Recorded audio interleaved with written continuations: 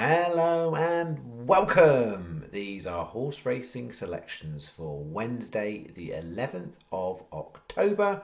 I am Flat Cap Callum and I'm hoping you are all very, very well.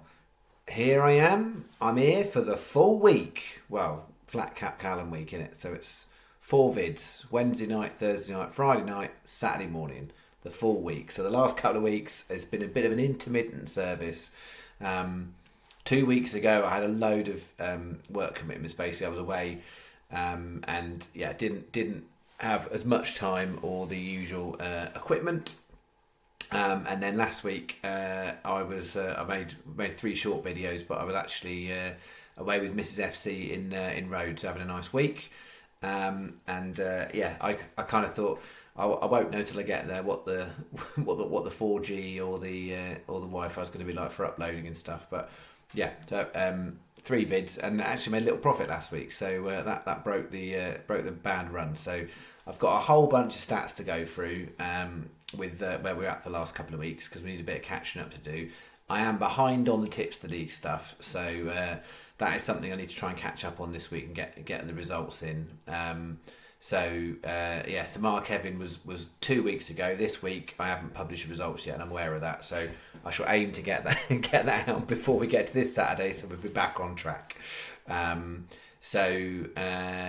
we got to go on this vid? So we've got Wednesday selections, and we've got £21.50 staking plan. So a smidgen over a full day stake. There's a Win Trixie in the afternoon. And then I've got 6 each way races I like the look of. 2 at Kempton that we're doubling up in a combination double. So I've got 2 Yankees, one's a full Kempton one and one's half Kempton with a Punchestown horse and a Sedgefield horse chucked in. And there's a combo double for Kempton. There's one race at Kempton particularly, the 7:30. My read of it is I think the prices the night before are really, really not right. I think they're a little bit topsy-turvy. I want to have a little bit of a dabble on the 7:30 Kempton. I'm thinking the prices are going to move about a little bit, but we'll see. So that's coming up. So 4 bets. I have got to do a run through of kind of last week and finish off what happened in the end of the September month, how we did for the October month. There's been a few bits in the comments the last couple of days. I had golf at the weekend. I need to talk about that. So there's lots to kind of go through. And I have got golf for this week. It's just 5 plays outright market this week. There's no side bet of any description. So I've got 2 in Europe. Was it that opened Espana? I've got two players there, and 3 in the Shriners Children's Open, I think it is, in the US. Basically, not long after uploading this video, I shall put the golf selection. So 5 golfers advised in the outright markets. There's quite a lot I liked in the golf. From a channel perspective, it's just a bit short, and the price is slightly varying with bookmakers. So the 5 I've gone with, I'm happy with, and I'll put bookmaker advisory with them all. So if you want the golf this week, that will be in there too. And also, before I do all that sort of stuff as well, I've just thought it's probably useful just for anyone who's been new in the last few weeks, who's like, what's this random 2-minute video nonsense going on about? Just to give a bit of a short, we'll keep it short, preamble about the channel. 4 days of videos a week is what we usually do. My aim is to find value in the market, and when we say value in the market, for me that is prices of horses that are bigger than they should be, either because they're going to get shortened up, because they're priced up wrong the night before sometimes, or because I see things in the way I read the form that suggests to me that the price, if I was writing the book would look differently. So the prices of all the horses combined. So I look for opportunities where I can find them where horses are overpriced. So I'm rarely putting out shorties. I have got a Win Trixie for Wednesday, but don't put those out all the time. It's mainly bigger prices. And what we're trying to do here is make long-term profit. It's been a struggle this year, it has to be said. I think if you're Sky Bet, you're absolutely fine this year. You've had an all right year, not as good as last year, that's the case. But we're not trying to do a one-hit wonder. It's one bookmaker only. We're trying to do it all. but I'm not promising anything to anyone. That I'm not here. There's plenty of channels out there. If you want some false promises out there and people, promising you the world, that's there. Just because this channel is free, reminder, it is free. It's therefore it's optional. You don't have to pay for anything. There's no hidden extras. I'm just doing this because I'm doing it because I'm trying to help people, and also the byproduct has been built a really, really lovely community of people who share their tips and stuff. So you don't have to pay for things, but there's a whole bunch of people. If you want to go and pay £10 and get tips that are probably likely to be worse than mine, you can go pay £10 for someone if you want to do that. If you want to go and watch channels where the next day they'll only tell you about the winners and forget about the losers, there's channels for you. You can go and find them channels. If you want to find channels, the next day they'll tell you the horse won when it didn't and it came second. There's channels for that. Channels for all sorts. There are other channels out there that do well, and for me stats are important, so I like the stats. Not every channel does stats and what they do, so if you like stats, I'll put them out there. Everything there is transparent, so if I've had a bad day, I'll tell you I've had a bad day. I don't need you to tell me in the comments. If you want to tell me, you tell me, as long as it's respectful, and then that's absolutely fine. So you can like my video, dislike my video, encourage comments on the video. But I'm never going to tell you to smash the like button. You make your own choices about that. If you've got something to say or you don't want to say, that's absolutely fine. If you want to create 23 different accounts and dislike me 23 times, you do that. The algorithms will sort you out eventually. Doesn't have to be me doing anything. I'm just plying my trade in what I do here. So I make money in real life outside of these bets. These stakes aren't indicative of what I might personally be betting. I am genuinely placing these bets though, so I always place the bets that I put on the channel to the stake advised. But my personal staking plan is greater than what I'm putting out there, and I would do a lot more different combinations, and I'm trying to give you on the channel the best of what I can find. So I personally might be betting more horses, more marginal prices, but equally I will always be shopping around. I don't advise you going into your local Ladbrokes and just betting everything I say on it blindly and taking starting price. That is not about what I'm here for. I'm not here to tell you to take the starting price. I'm here to tell you that these prices, most cases, will shorten up. Not all of them, because I'm not always looking for horses that will shorten. But the vast majority of the selections I put out, the horses will go off shorter than I'm putting them out the night before. So if you bet them blindly and you're not getting preferable extra places because you're just going to go into your local Ladbrokes and you're going to get SP, then I'm not suggesting that is a way to utilise what I'm doing. What I'm saying is, to make the best effect, it's always useful to have multiple accounts and online accounts, because you generally get better extra places online. You can shop around. So today's will be an example. There's lots of horses I'm going to put out. If you went and looked on Odds Checker, there's a variety of prices available for those horses. So if you've got more bookmakers that you can invest with, you can spread that about. And that's personally what I do outside of the channel. I'm not going to just put all of these bets on with the same bookmaker. I will shop around, try and find the best prices, particularly with the singles, worth shopping around for. I think that's what I'm going to say about my preamble. I think I'll leave it there. Everyone who's been on here a long time knows I can go on for a lot longer than that. Right. What do we need to do? We need to talk about week before last week of September wasn't a great week. We didn't do lots. I've got it down here as £46 invested for the week. It was mainly short videos, 10.72 back, so we lost 35.28. So not a good week. Percentage wise, it was terrible. It was like more than 75% loss. Last week I've got it down here as we bet 3 days. Wednesday 26 on, 176 back. That was awful. Then we had Friday 16.50 on, 66.63 back, so just a touch over £50 profit. And then Saturday 20 on, 8 back. So the final total for the week, 62.50 on, 76.39 back, a plus of 13.39, which is the first time in a good few weeks we made a profit, and albeit a small one. And then headline figures, September we ended an absolutely awful month September, 162.40 down. If you balance that against August was 160 up, albeit those time of doing August, that was when we were still recording everything here with Skybet. In terms of stats here, everything is recorded based on at least 3 of the major bookies paying the price when I'm putting the video out. and at least 3 of the major bookies paying the place terms when the race has finished. That is how I'm recording the stats now. So there will always be occasions where other people will be able to get stand out and better than what I'm trying to achieve here. As for October, because last week was all right, we are running at a £3.89 profit for October. Hooray! £3.89 profit. For the year, we're in profit, but we have, as I've mentioned, we've been recording it in different ways. So up until beginning of September, it was all recorded solely through one account on a Sky Bet account. And ultimately, I've changed the approach for recording the statistics, not from an advisory, and Wednesday's a really good example. Sky Bet are absolutely stand out on most of the each way races I'm putting on. So a lot of the 4 places, there'll be 5 on Sky. The Irish race at Punchestown, 5 at most places, 6 on Sky. Sky are stand out for Wednesday extra place races. So that's the stats. Golf last week, it was good. It was almost close to being really good. Henrik Norlander, which was my player of the week, he was in both bets. I advised him outright and in my Yankees. He was the only one in both bets. 150s most places, 175 if you went on with Sky.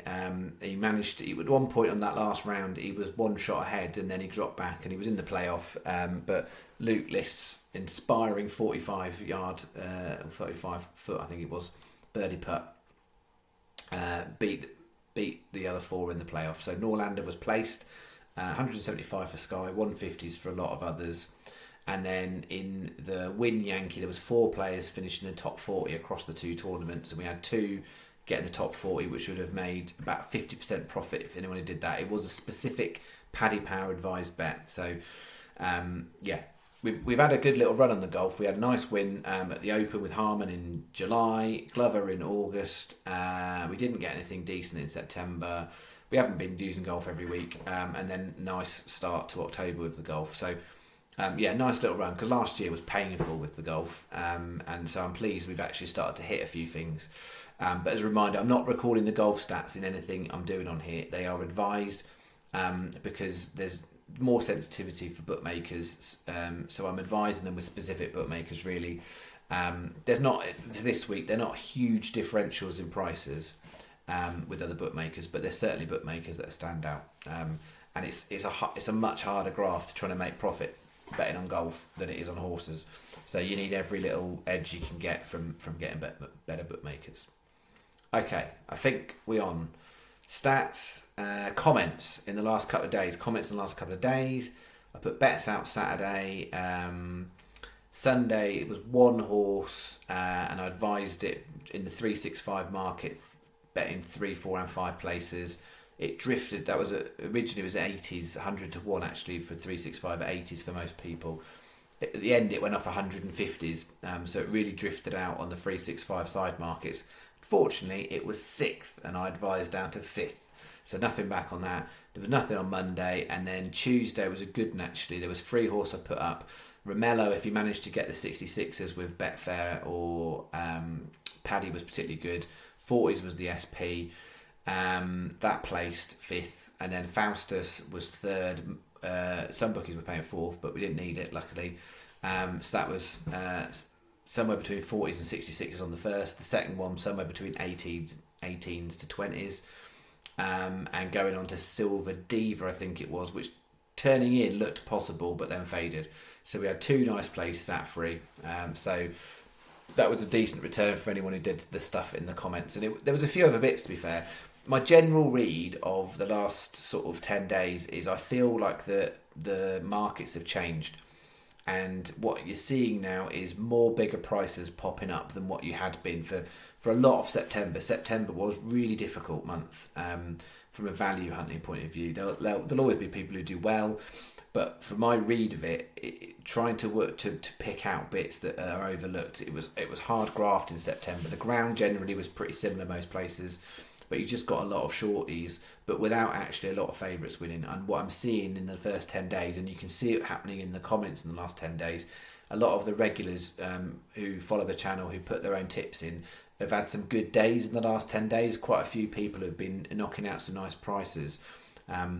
and it just tells you that the market's not quite got it right. And what's happening is we're getting to the end of the flat season, the start of the jump season, and the regular punter folk find it, and the bookmakers find it slightly harder to get the markets right, because you're basically coming in a changing season. Was one season ends, another one starts. So yeah, what you'll find is more bigger prices popping up because it's harder to place the prices. Therefore, hopefully that gives me more of an opportunity to try and find things that are overlooked in the market. So the key thing is, can we get something decent in October? So can I find enough things on the right day and put them in the right bet to win? That's the ultimate strategy here, that we'll always lose more days than we win, but can we find a couple of little gem days in October to sort out October, but also really bump up the stats for the year? That would be really, really helpful. All right, shall I stop waffling? Do you want Wednesday's tips? It's 15 minutes. It was 16 minutes in. Here we go. All right, win Trixie, bet one. It's not actually Trixie. Do you know, I changed it. I actually made this a pattern because I think all the three prices were decent enough. I've made it a pattern. Usually I do a Trixie, which is doubles and trebles. This is the pattern, so it includes singles. So 50p win pattern, £3.50 bet. So that's 3 times 50p win singles, 3 times 50p win doubles, and a 50p win treble. We've got 237 Nottingham Divine Comedy 9-2. 355 Ludlow Pifo or Piffo 4-1. The interesting thing with that horse, it's not run over hurdles, but if you read the comparative bumper form from the horses at the top of the market, if that horse comes on in the way that decent horses usually come on from bumpers and convert it to hurdle ratings, I think that looks a good price. So if you're someone who likes to pick horses that have run over hurdles before, that won't be a horse for you. But it looks like it potentially is going to be a progressive horse in over hurdles. The family form is that they do well in bumpers, and then they convert that to sort of middle distance hurdle races. So we'll see how that one goes on hurdle debut. And then 505 Ludlow La Chameleon 5-1, 50p win pattern, a bog bookie. So basically you want a bookmaker that will pay best price guaranteed on multiples. That will give you the best advantage for this bet. So you bet 365, Paddy, Coral, Ladbrokes, those kind of bookmakers that pay best price guaranteed on multiples. Some bookmakers only pay it on singles, some don't pay it at all. On multiples, that's what you want. That's bet one. And then bet two. Bookmaker advisory is basically just Sky for these because everyone else is much of a muchness. So 3 o'clock Punchestown, Cliff Top 12-1. I think it's a pretty solid enough horse to run an okay race in that race. Whether it's got enough to progress to be able to win a race like that on that mark, I'm not sure, but I think it should be competitive enough. 330 Sedgefield, Callisto's King 16s. I think that's definitely some mileage in that. I'd have that definitely single figures, more like an 8-9 to 1 shot. 16s, 18s available in places. 7 o'clock Kempton Nazim. Draws a little wide, but I think 12 is okay. And then the 7:30, I've mentioned this already on the vid, that I've got 3 in the race here. So in this bet, Fravanco at 18-1. So we've got a 20p each way Yankee. Then the singles a bit more complicated. So 2 50p each way singles. That's the top. That's the top 2. So Cliff Top and Callisto's King, 50p each way singles. 50p win single on Nassim, and a 25p each way single on Fravanco. If you like stuff simple and you just want to do like a 20p or a 25p each way lucky 15 and do it like that, you do it like that. But from a channel point of view, I make calculations based on the price, based on my read of the form and the point value within that price, to make some adjustments on the singles. So those who've been watching a long time know I used to do all sorts of different funny pences and did lucky 15s and 14p and 17p. I've made that bit simple and I've put a little bit level of complication in there. 740 is the bet 2. And then we've got bet 3, all Kempton. So what have we got? 417 Kempton Giant. Backed it last time. Going to stick some faith on that one. That horse needs to get to the front. Neil Callan's a good jockey to get to the front. Last time it was drawn wide. I was hoping it would overcome the draw. It didn't. And then as soon as it didn't get to the front, it sulked. So you need that horse giant to get to the front early doors. There's a couple of others that might go up with the pace, but there's not a bunch of them that are really going to compete for it. But it's got to get across from stall 8, which is absolutely doable. But yeah, we need the horse to break well to get to the front. If it doesn't break well and get to the front, I think we're already cooked at early doors. But if he gets to the front, then I'm hoping he can hold on for a frame place there. So Giant, the 4:17. 7 o'clock Kempton, Last Hurrah, 11-1. 7:30 Kempton, Ranardu. That's really well handicapped horse.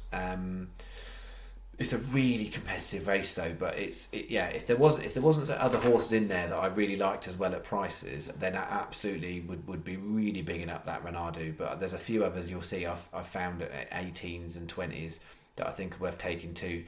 But I just said I think that market's not right. But Renardo at 40-1, 50s in places. There's 3 bookies paying 50s. So by my terms, I could put 50s up here, but I'm going to put 40s, just because in the time it takes to make the video, I don't want to kind of it to then drop down and whatever. But 40-1 is widely available. 8:30 Kempton, Safe Passage. I think that's the one. It's got to come over.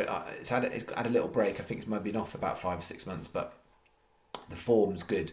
And at Kempton form is good. So 8:30 Safe Passage 16s. So we're a 20p each way Yankee, 50p each way single Safe Passage, and then we've got 2 50p win singles, Giant and Last Hurrah, the shorter prices, 50p win singles, and then slightly different, it was just so I rounded up the figures basically, 60p each way single and Renardo at 40-1, which is the value for the day. 760 is the bet.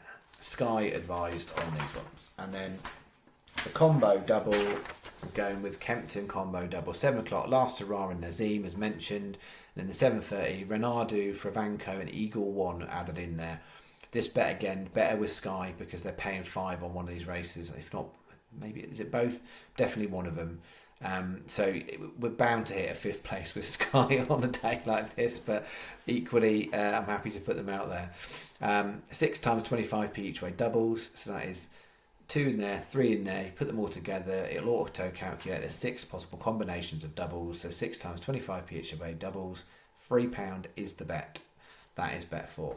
So that is 21.50, 9 races, 12 selections we've got for Wednesday. The outlook for the week looks like there's some opportunities. We'll see. Thursday looks like possibles, and then we're into Friday, Saturday. The Newmarket meeting's on.